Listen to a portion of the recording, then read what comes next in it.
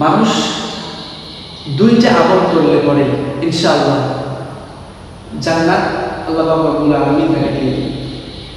আমি এই বিষয়টা কখন উপলব্ধি করতে পেরেছি, একটা কিতাবের ভিতরে ইমাম বুখারীর উস্তাদ আব্দুল্লাহ ইবনে মুবারক রাহমাতুল্লাহি আলাইহি একটা ঘটনা পড়তে পড়তে এরকম চলে আসছে যে ওনার আমল এত সুন্দর ছিল, এত ভালো ছিল, এত দিন সম্পর্কে এত জানত, এবং ইমাম বুখারী উস্তাদ ছিলেন। তাহলে বোঝেন যে ইমাম বুখারী যদি উস্তাদ হয় তাহলে তাকে কত ইলম অর্জন করতে হয়েছে, আল্লাহ তাকে কত সম্মান দিয়েছে, সেই বিষয়টা একটা বিষয় ফুটে উঠেছে।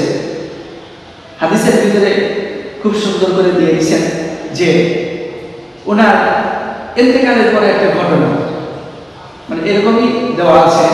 এখন এক এক জায়গায় এক এক রকম দেওয়া আছে, তবে এটা আমি যা পেলাম, আমি অন্যদের মুখ থেকে আমি শুনেছিলাম অন্যরকম, কিন্তু কিতাবের ভিতরে যা আসছে আমি তাই আপনাদের সামনে বলার চেষ্টা করতেছি, এটা উপস্থাপন করার চেষ্টা করতেছি।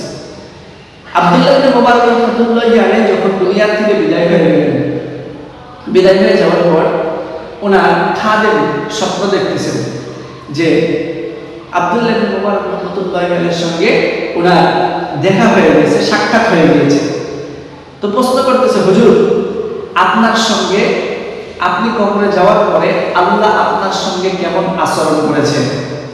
তখন আব্দুল্লাহ ইবনে মুবারক রাহমাতুল্লাহি আলাইহি বলতেছেন যে আল্লাহ আমার কবরে আসার পরে আমার সঙ্গে খুব ভালো আচরণ করেছে এবং জান্নাতের ভিতরে ভালো একটা জায়গা করে দিয়েছে যেখানে আমি অবস্থান করতেছি।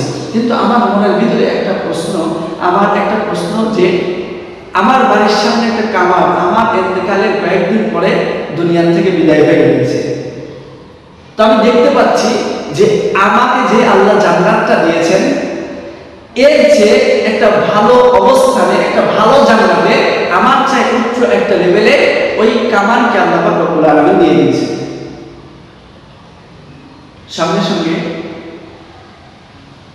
খাদেমের ঘুমটা ভেঙে গিয়েছে। ফজরের নামাজের পর দৌড় মারছে কোন জায়গায় এই কামারের বাড়ি, খুঁজে দেখবে যে কি বিষয়, কি আমল করতো যার কারণে আল্লাহ পাক রব্বুল আলামিন এত সম্মান দিয়ে দিয়েছে যে আব্দুল্লাহ ইবনে মুবারক রাহমাতুল্লাহি আলাইহি একটা ভালো জান্নাতের ভিতরে অবস্থান করতেছে। সুবহানাল্লাহ। আল্লাহ রাব্বুল আলামিন আব্দুল্লাহ ইবনে মুবারক রাহমাতুল্লাহি আলাইহি কামালের জান্নাতটা কত বড় করেছেন, কি জন্য বড় করেছেন, এটা সারা দুনিয়ার জন্য আল্লাহ পাক রব্বুল আলামিন একটা বিষয় আল্লাহ পাক রব্বুল আলামিন তুলে ধরেছেন। সম্মানিত হাজিরিন, আল্লাহর গোলামেরা, আল্লাহ পাক রব্বুল আলামিন খাদেমকে, ওই কামানকে এত সুন্দর একটা জান্নাত কেন দিলেন?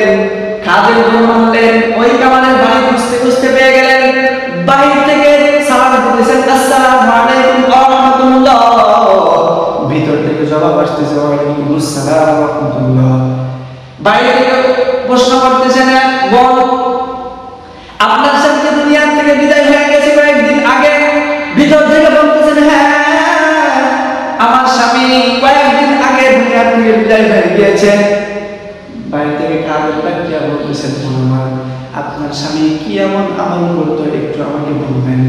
ভিতর থেকে বলতেছেন, ভাই আমার স্বামী গরিব মানুষ ছিল, সারাদিন কাজ করতো, ভালো আমল করার সুযোগ পাইতো না, যার কারণে সব সময়ের জন্য খালি আফসোস করতো।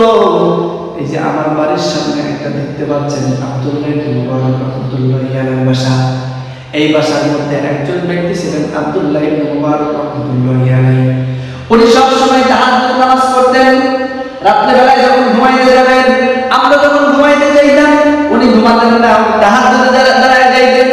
ওনার অবস্থানটা ছিল এমন, উনি সব সময়ের জন্য আমল কোরআন তেলাওয়াত যা কিছু আছে সব কিছু করতেন, কিন্তু আমি দেখতে পাইলাম যে ওনার যে একটা আমল আমার স্বামী দেখে দেখে আফসোস করতো। আব্দুল্লাহ ইবনে মুবারক রাহমাতুল্লাহি আলাইহি, আব্দুল্লাহ ইবনে মুবারক রাহমাতুল্লাহি আলাইহি সারাটা ইবাদত করতো, আর আমার স্বামী কামারের কাজ করতো। আমার কাছে এসে বলতো, বিবি ওই আব্দুল্লাহ ইবনে মুবারক রাহমাতুল্লাহি আলাইহি যেভাবে আমল করতেছে আমি তো সেইভাবে আমল করতে পারবো না, তাহলে কাল কিয়ামতের ময়দানে আমি আমার মালিক রব্বুল আলামিনের কাছে কি জবাব দিব? এই একটা আফসোস করেছেন।